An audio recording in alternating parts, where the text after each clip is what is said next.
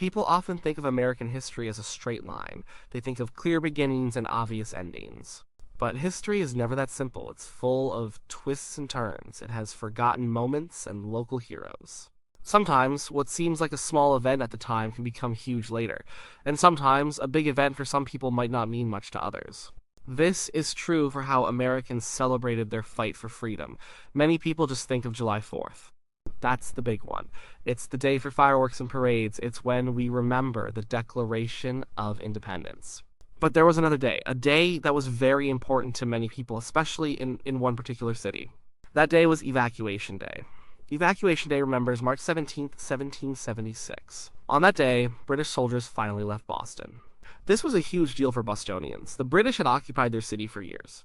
They had been a constant presence, a reminder of oppression. To see them leave, to watch their ships sail out of the harbor, was an amazing victory. It was the first big win for the American rebels. It showed that they could actually push back against the mighty British army. This wasn't just a paper declaration, it was a real, tangible freedom. It was a moment of pure joy and relief for the people of Boston. And July 4th, as we know, celebrates the signing of the Declaration of Independence. This happened a few months after Evacuation Day. It was a formal statement. It told the world that the American colonies were now free and independent states. This was a statement of principles. It laid out the ideas of liberty and self-governance. It was a promise for the future, not a specific victory on the ground. The war was still going on, and it would last for many more years. The Declaration was a bold claim, a hopeful vision. It wasn't the end of a long occupation, like Evacuation Day was for Boston. So, we have these two important dates, March 17th, 1776, for Evacuation Day, and July 4th, 1776, for Independence Day.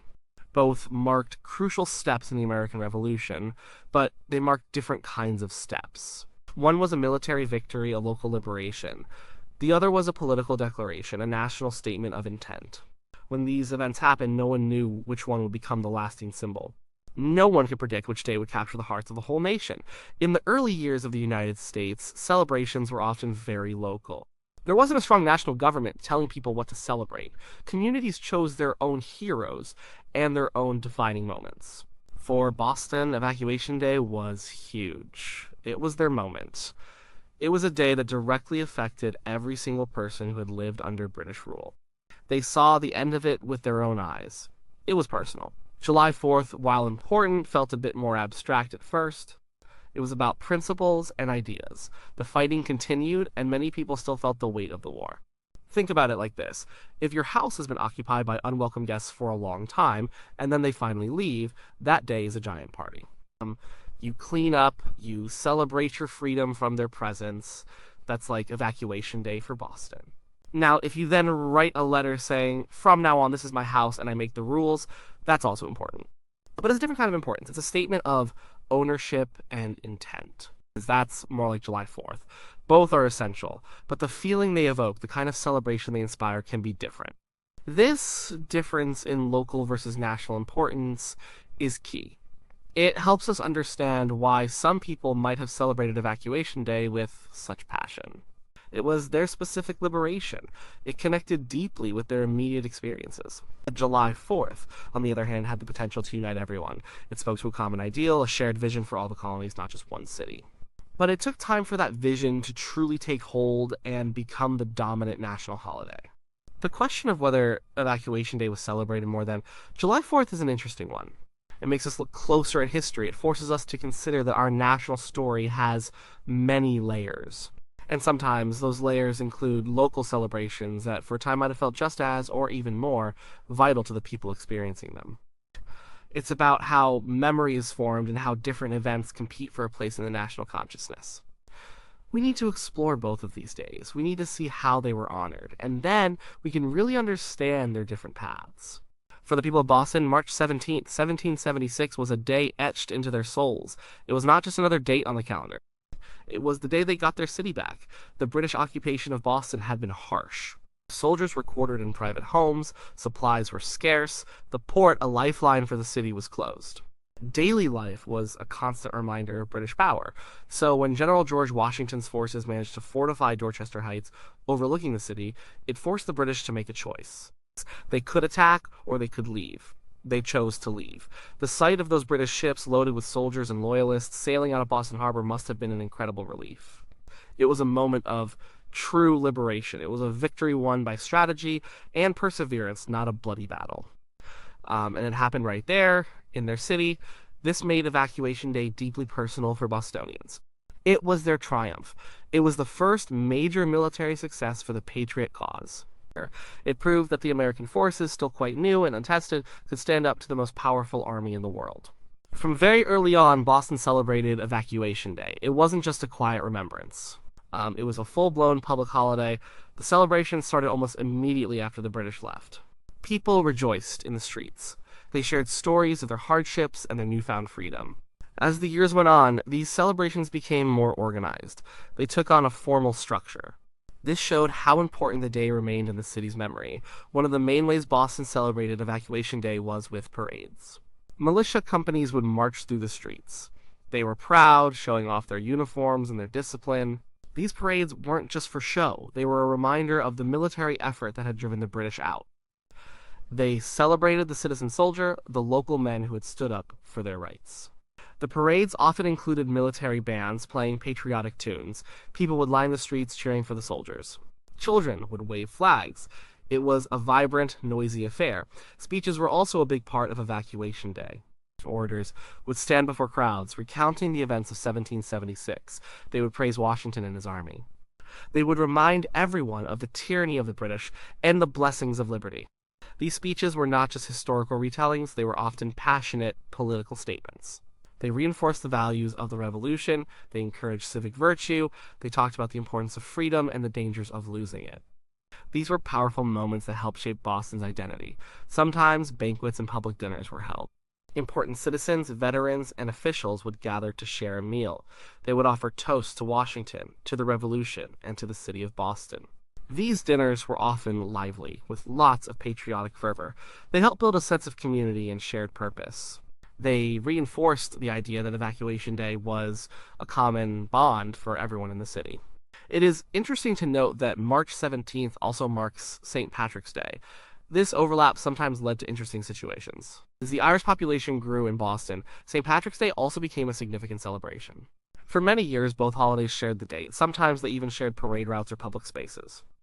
This created a unique cultural dynamic. It showed how different communities could find meaning in the same calendar day, even if for different reasons. For a long time, the two celebrations coexisted, sometimes complementing each other, sometimes running alongside each other. The importance of Evacuation Day in Boston lasted for decades. It was seen as a foundational event for the city. It defined Boston's role in the Revolution. It gave Bostonians a special place in the story of American independence. They were the first to truly throw off the British yoke. Their city was the first to be liberated. This fostered a strong sense of local pride. It cemented Evacuation Day as a cornerstone of Boston's historical memory. For Boston, Evacuation Day was a concrete local victory. It was a day to remember suffering and triumph. It was about their homes, their streets, their harbor. It wasn't an abstract ideal. It was real. And because of this direct connection, the celebration of Evacuation Day in Boston was robust and enduring. It became a powerful tradition. It was a day when the city truly felt its own unique history and celebrated its own unique contribution to American freedom. It was a day when Boston remembered its specific moment of glory. While Evacuation Day was deeply rooted in Boston, July 4th began its journey as a different kind of celebration.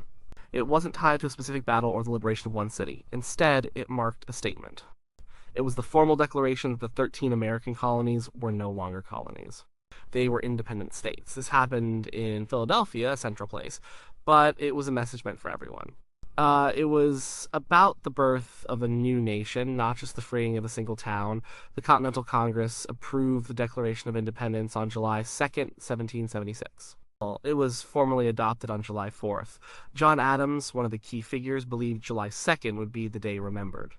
But it was the 4th, the day the document was approved and dated, that stuck. Adams famously wrote to his wife, Abigail, that the day ought to be solemnized with pomp and parade, with shoes, games, sports, guns, bells, bonfires, and illuminations from one end of this continent to the other from this time forward forevermore. He clearly envisioned a grand, widespread celebration, and that's largely what happened. The first public readings of the Declaration were met with excitement. Church bells rang, bonfires were lit, cannons were fired, people gathered to hear the words that proclaimed their freedom. These early celebrations were spontaneous and joyful. They quickly spread beyond Philadelphia. News traveled slowly back then, but the idea of a declared independence resonated.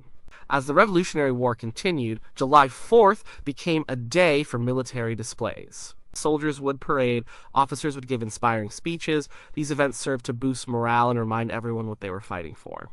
It wasn't just about winning a battle, it was about creating a new, independent country. July 4th gave that fight a clear, unifying purpose.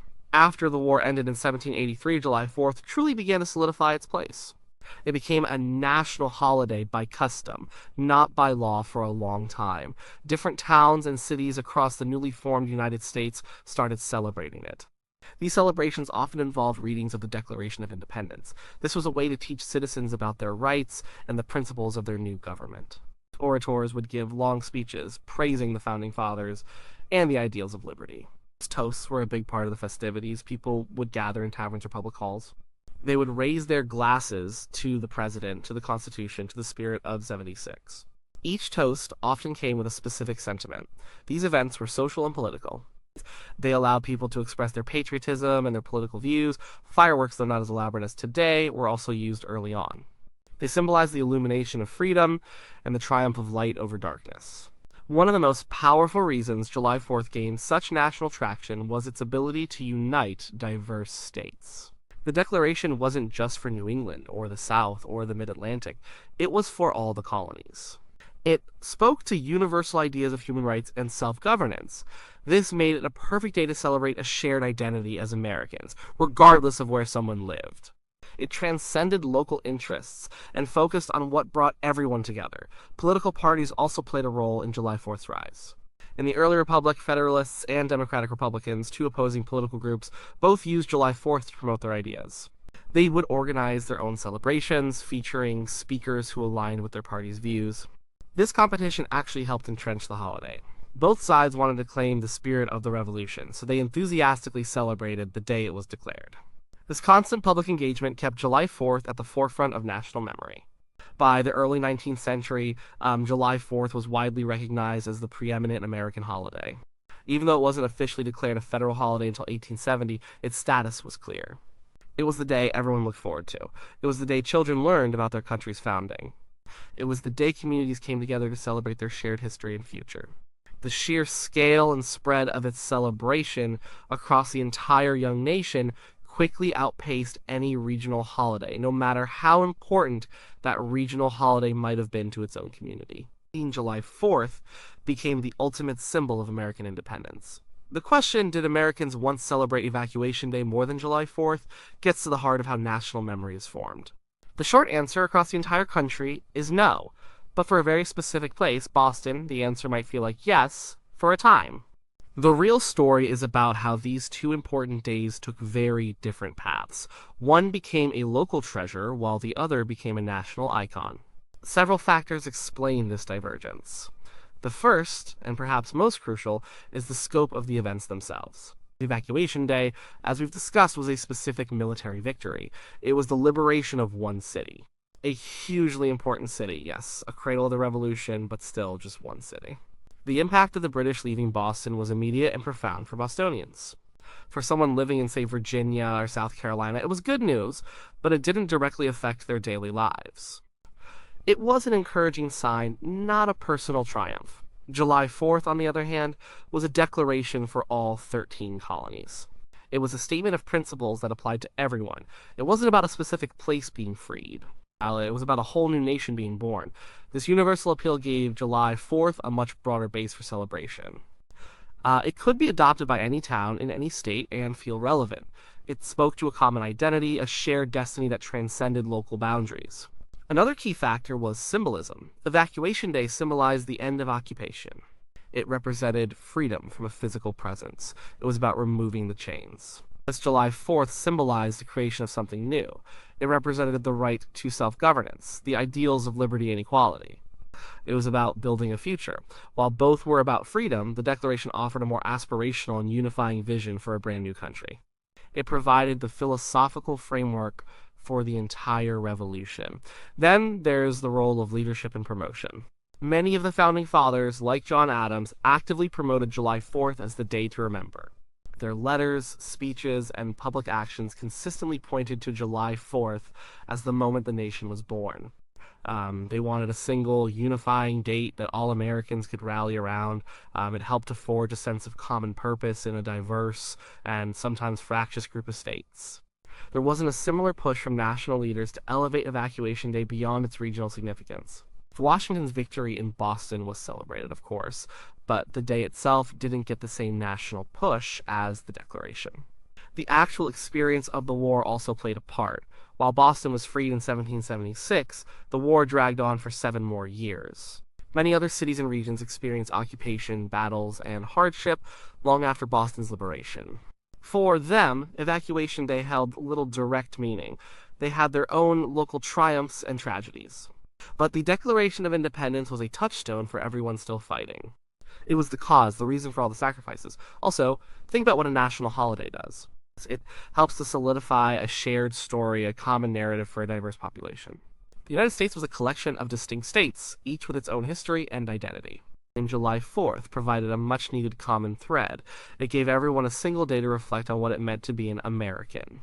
Evacuation Day, while hugely important to Boston, simply couldn't perform that same unifying function for the entire nation. It was a local victory that contributed to the larger cause, but it wasn't the cause itself. The early American political landscape also encouraged July 4th's rise. As discussed, competing political parties used July 4th celebrations to articulate their vision for the country. This constant public discussion and celebration, even if partisan, kept July 4th at the forefront of civic life across the nation. There wasn't a similar widespread political debate or celebration tied to Evacuation Day outside of Boston. So for Bostonians, Evacuation Day was incredibly important. It represented their direct, personal freedom. It was a day of profound local pride and memory. And for many decades, its celebration in Boston was probably just as, if not more, intense than July 4th was in some other smaller communities. But for the nation as a whole, July 4th quickly outpaced it. It had the national scope, the unifying message, and the active promotion by national leaders that cemented its place as the American holiday. Evacuation Day remained a vital, cherished memory for Boston, but it never crossed the threshold into widespread national observance. It became a powerful regional symbol, while July 4th became the ultimate national one. The stories of Evacuation Day and July 4th show how historical memory is shaped. They teach us that what becomes a national holiday isn't always the most immediate or even the first significant event. It's often the one that best captures a broad idea, unites diverse groups, and gets actively promoted as the founding narrative. Evacuation Day, for all its early importance in Boston, largely remained a regional holiday. It continued to be celebrated with parades, speeches, and public gatherings in Boston for generations. It wasn't until 1901 that Massachusetts officially recognized March 17th as Evacuation Day, making it a state holiday in Suffolk County, where Boston is located. This formal recognition over a century after the event shows its enduring local significance. Even today, schools and government offices in Boston close on Evacuation Day. It's still a real holiday there. But outside of Boston, most Americans don't even know it exists, or they confuse it with St. Patrick's Day. The fact that it shares a date with St. Patrick's Day also contributed to its unique legacy. As Irish immigration grew, St. Patrick's Day celebrations also became massive in Boston. For a long time, the two holidays coexisted, sometimes leading to a shared civic pride. For some, the dual celebration was a way to link Irish identity with American patriotism, as many Irish immigrants were also staunchly patriotic.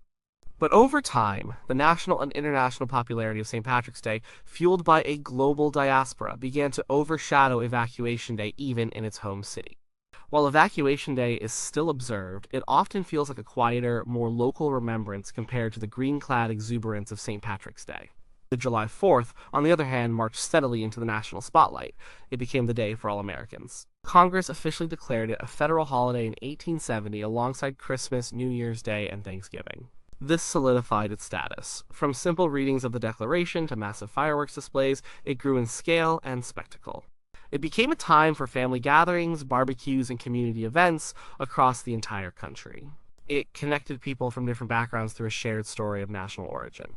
The reason July 4th triumphed nationally is simple. It was about the birth of the nation itself.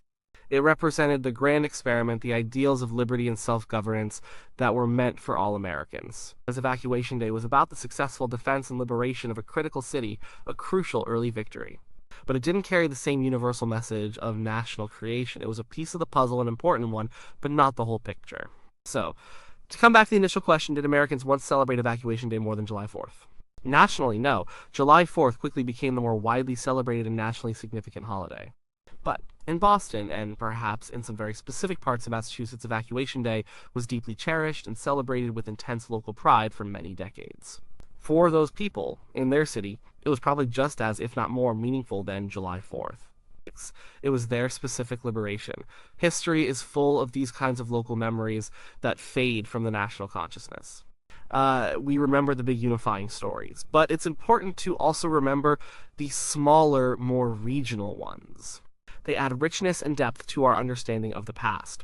They remind us that the American Revolution wasn't just one single event. It was a collection of moments, battles, declarations, and liberations, each with its own specific meaning to the people who lived through them. Evacuation Day is a beautiful example of a cherished local victory that, while never becoming a national benchmark, held immense importance for the community that experienced it firsthand. It stands as a testament to the many different ways Americans have celebrated their freedom and remembered their fight for independence.